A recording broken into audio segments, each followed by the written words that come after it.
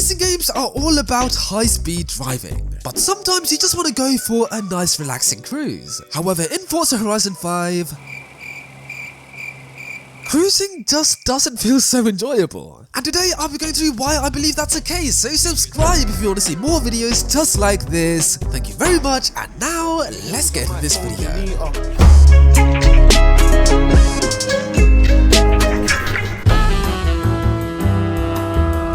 For cruising to be enjoyable, you need to have the perfect map. DDU 1 and 2 were great examples of this because the maps in those games were huge, but there were dense road networks as well, which made cruising feel so much more realistic and fun. But compare this to Forza Horizon 5, you can tell that the whole map was based around the Eliminator. I mean, you could basically just drive across off-road and not crash into anything. I'm literally gonna drive in a straight line and literally not crash into anything, which even the water. Straight through the water. Okay, now yes, this does give a lot of freedom towards drivers in Forza, but it's a little bit annoying for cruisers. Because when you know that you can smash away off-road, when you're driving on-road, it just feels weird. But if you compare this to Sierra Nueva, the altitude changes are so crazy that you wouldn't even think about going off-road. And look how interesting the roads are as well, it actually makes you want to drive on them and not smash away off-road. Honestly man, I wish that Forza Horizon 5's main map could have been this, because this is amazing. But even with this map, there are still some things which are somewhat annoying. Just like this. Now when cruising in Forza, you're gonna spend a lot of your time driving at low speeds at a low RPM. And when you're driving a Maserati Gran Turismo like I'm driving right now at low RPMs, you'd expect burbles and that typical Maserati sound. Oh my god, you'd expect that sort of sound, right? But in Forza, well, you don't really get that. I mean, if you compare this to games like Forza Motorsport 7, the sound of the Mustang GT350R at low RPMs was amazing. It was so good. Oh my god, how good does that sound? It just makes you want to cruise at low speed. Honestly, in Forza Motorsport 7, I probably drove this car like 30 miles per hour all the time just to hear that sound. It's so good. Okay, now I'm not trying to say that the sounds in Forza Horizon 5 are not good, because I do think they're pretty good. But I feel like the sounds in this game are more so focused on high RPM driving, because this is meant to be like a high-speed racing game. So yeah man, I wish this game could have had like better low RPM sounds with burbles and crackles, because those sort of sounds will entice you to drive slower, and that is what we want as cruiser. That's an Aston Martin DB. When was that in the game?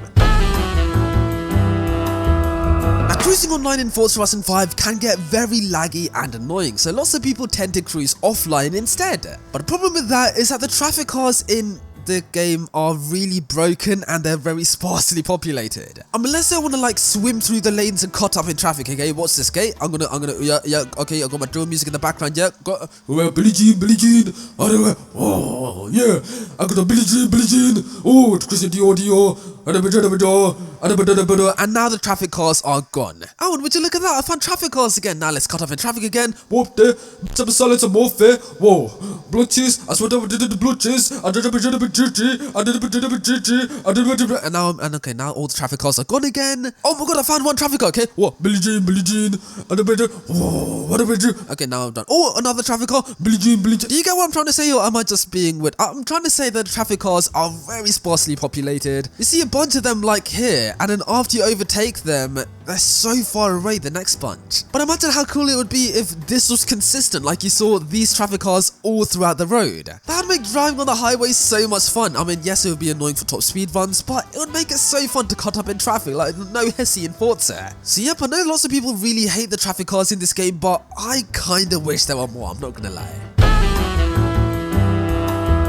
Now, a very obvious flaw about cruising in Forza Horizon 5 is of course the lack of driving features. And this probably explains why TDU was perfect for cruisers, because that game was full of driving features. I mean, in that game we saw indicators so we can like signal where we're gonna turn left or right. We also had a high beam switch so you can like flash out at the drivers, like not in that way, but like, you know, like flash your headlights. And yeah man, all these features together made cruising in Test Drive Unlimited very realistic and enjoyable. And believe it or not, Forza Horizon 5 also has these features. What? I know, but it's only locked onto the traffic cars. Yep, how the traffic cars have indicators but we don't, it's just discrimination, man. Like, how dare they? We want equality. Okay, now I know lots of sim racers are probably watching this video like, why would you want blinkers and high beams and rolling down your window? That's such a useless feature. I know it's useless for try-hard racers like you who put Forza Air on every cardboard, but for cruisers like us, yeah, we need these features, as it would make cruising in this game so much more enjoyable. I mean, I know it's just a blinking light, but oh my god, blinkers, man, in Forza, that would be so good.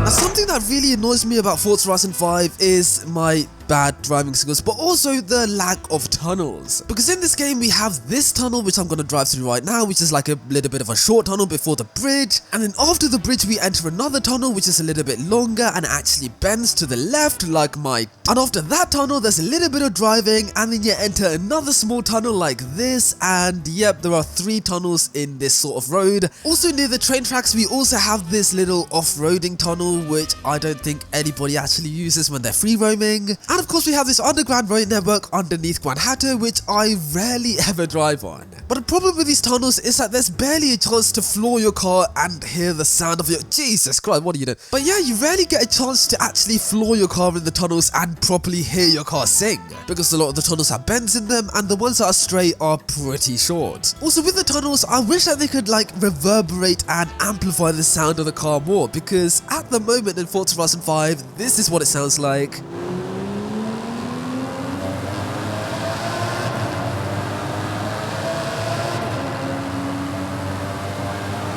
And you know, that is pretty decent, but I feel like they can make it so much better. Because imagine if tunnel runs in Forza sounded like this. That would be so much better. Okay, now I know lots of people are going to be thinking, why do you care so much about tunnels? Because when you're cruising, yeah, you're going to be cruising at low speeds like around here, and then when you see a tunnel, it's obligatory to floor it. So we need a lot of tunnels, high quality ones, and ones that sound amazing, because that would make cruising so much fun.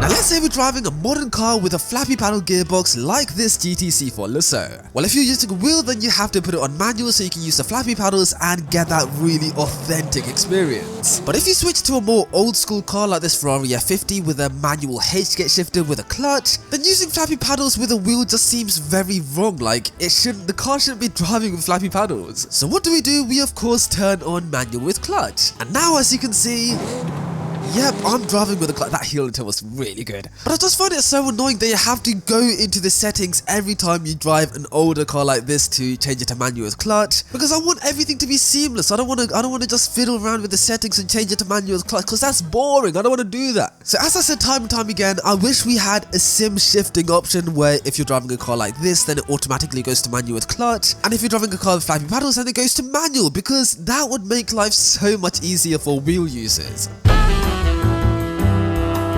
Okay, now I know that Forza Horizon 5 is an arcade racing game, but I have to complain about this. Manual with clutch is so unrealistic. And it's not really fun to use in Forza Horizon 5 as well, because, okay, if I stop my car and put it into first gear, I'm using manual with clutch right now. If I slowly let go of the clutch to find the biting point, then, yep, nothing is happening. And if I fully let go, then, yep, nothing. Because in this game you can't turn your engine off, so you can't stall, so they can't really replicate the clutch properly. And this also means if I'm in first gear and I let go of the clutch, then nothing happens, and if I floor it with the accelerator with no clutch,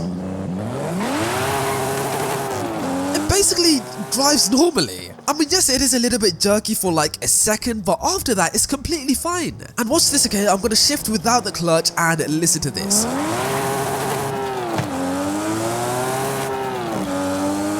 You basically don't need to use the clutch whatsoever. So don't get me wrong, I am very grateful that Forza Horizon 5 has clutch support, because a lot of race games do not have it. But I really wish that the clutch had a lot more feedback, because that would make this arcade racing game so much more realistic for cruisers. Now as you can see, I'm driving a Hummer EV, and it's not exactly a small car. But in Forza Horizon 5, look at the amount of space I have in one lane. This is one lane. I mean, look at that, 2 cars in one lane, and there's so much space as well. Oh, I mean, not a lot of space, but 2 cars in one lane, what's that? Okay, now you might be scratching your head wondering what is so bad with wide roads, like surely that's good for racing, and yes, it is good for racing. But for cruising, wide open roads are somewhat frustrating. Because when the roads are wide open, you don't want to go slowly, it sort of makes you want to go faster. And we'll take a look at this TDU solo crown footage. As you can see, the roads are very narrow. And yeah, man, narrow roads just look so relaxing to drive on. Like, it just, oh my god. So yeah, we need more narrow roads in racing games because that, my friends, is funny.